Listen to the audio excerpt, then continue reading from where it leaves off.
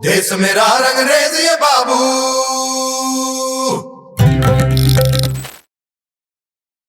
नमस्कार, मैं रोहित झा। जिस सरकार में आंदोलन करना एक गंभीर आपराधिक गतिविधि की श्रेणी में तब्दील कर दिया गया हो, जिस सरकार ने किसानों के आंदोलन को रोकने के लिए सड़कों पर कील और कटीली तारें बिछा दी थी, किसानों को आतंकवादी की संज्ञा तक दे दी गई थी, उसके पहले जब नागरिकता कानून को लेकर दिल्ली में प्रदर्शन शुरू हुए तो उसे रोकने के लिए क्या कुछ नहीं किया गया। उमर खालिद आज तक जेल में बिना ट्रायल के बंद है, लेकिन कॉकरोच जनता पार्टी के संस्थापक अभिजीत दीपके के एयरपोर्ट पर उतरने से पहले ही दिल्ली पुलिस खुद एयरपोर्ट जाकर उन्हें प्रदर्शन की अनुमति देकर आई थी, जबकि अनुमति मिलने से पहले ही सैकड़ों प्रदर्शनकारी जंतर मंतर पहुंच चुके थे।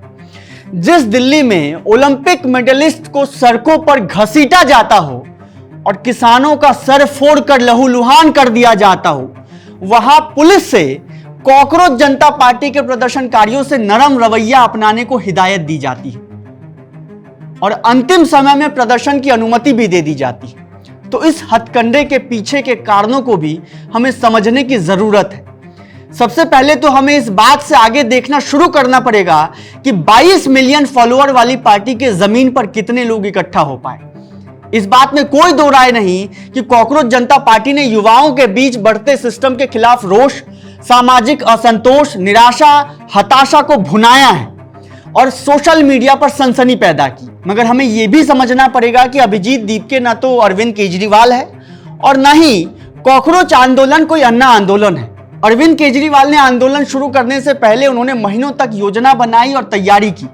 देश भर के कई सामाजिक कार्यकर्ताओं और प्रतिनिधियों को एक मंच पर लेकर आए, जिससे भ्रष्टाचार विरोधी आंदोलन को लोगों ने गंभीरता से लेना शुरू किया। उसके बाद अन्ना हजारे जंतर मंतर पर धरने पर जब बैठे तो मेन स्ट्रीम मीडिया ने 24 घंटे उसे कवर किया।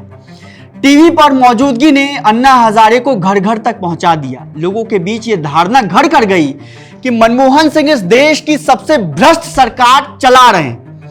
इन सब के इतर कॉकरोच जनता पार्टी के प्रदर्शन से मेन स्ट्रीम मीडिया लगभग गायब था और जमीन पर कॉकरोच पार्टी का न कोई संगठित जनसंपर्क अभियान था और न ही जमीनी स्तर पर कोई लामबंदी थी। खुद पार्टी के संस्थापक दिल्ली लैंड करके सीधा प्रदर्शन वाली जगह पर चले जाते हैं और जब दिल्ली की उमस ने परेशान किया तो सीधा गाड़ी के नियंत्रित तापमान में बैठ गए। वो साल दूसरा था जब 2008 की आर्थिक मंदी के बाद न्यूयॉर्क से लेकर के ऑस्ट्रेलिया तक कई सरकारों के खिलाफ आंदोलन हो रहा था। ठीक उसी वक्त भारत में भ्रष्टाचार विरोधी आंदोलन जब हुआ तो उसका व्यापक असर देखने को मिला। वो साल भी दूसरा था जब लाखों किसानों ने गर्मी, धूप, बारिश और भयंकर ठंड में भी सड़कों पर खूंटा गाड़ के उसी को अपना घर बना लिया था। जब मीडिया ने नहीं सुनी तो अपना अखबार तक निकाल लिया और वहां से तभी हिले जब प्रधानमंत्री ने कैमरे पर आकर माफी मांगी और कृषि कानूनों को वापस लिया। आज सरकार और उसके इंटेलिजेंस को यह पूरा भरोसा था कि कॉकरोच पार्टी जमीन पर कोई प्रभाव नहीं छोड़ पाएगी। यह सुनिश्चित होते ही सरकार ने जंतर मंतर पर इस आयोजन को बिना किसी रुकावट के होने दिया।